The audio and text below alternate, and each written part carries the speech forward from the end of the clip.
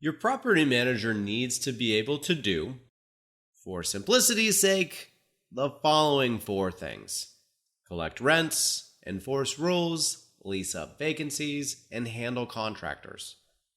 I've said on prior episodes that an in-place $10 per occupied pad live-in manager is mostly a mistake. I've had to fire 3 people as of this recording. All of them fit that exact category. The truth is, someone who possesses all of those skills likely doesn't live in a mobile home park.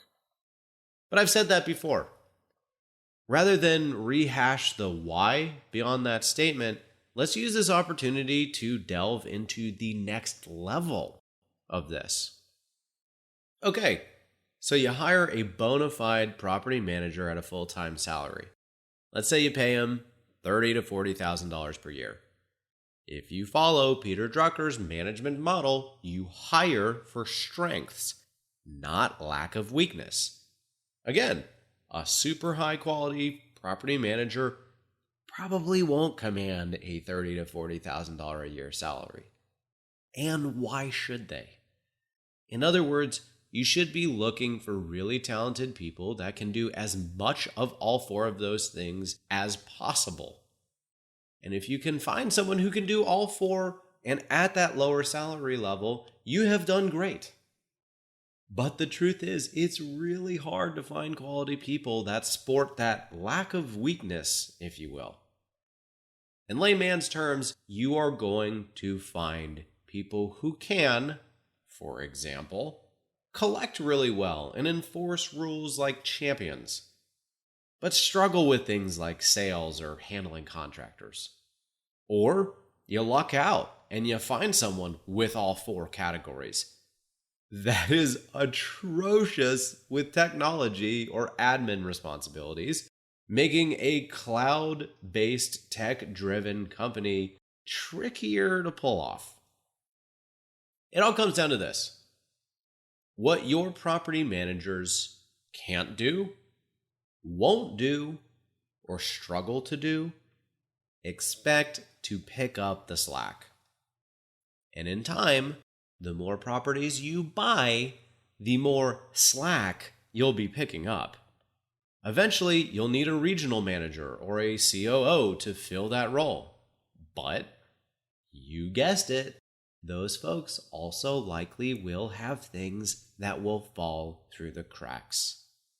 No matter which way you cut it, if you hire someone or outsource something, stuff will fall through the cracks. You'll have to set up systems of accountability and trust but verify, if you will, to make sure your machine continues to run smoothly. I know incredibly smart, educated, hardworking people that brag about how they essentially get paid to do nothing. So just because you hire someone expensive, educated, and talented doesn't mean you can just not pay attention. You need accountability. You need expectations. You need to understand you bought a business. The same goes for outsourcing. You need ways to be sure folks you have hired to offload tasks to do what they say they'll do. And even then, you'll have moments where you'll need to fill in the gaps. All of this to say, as you scale your business, be constantly thinking about what you need employees and contractors to do. Be thinking of ways to trust but verify and hold accountable those people. And be ready to fill in the gaps of where things inevitably fall through the cracks.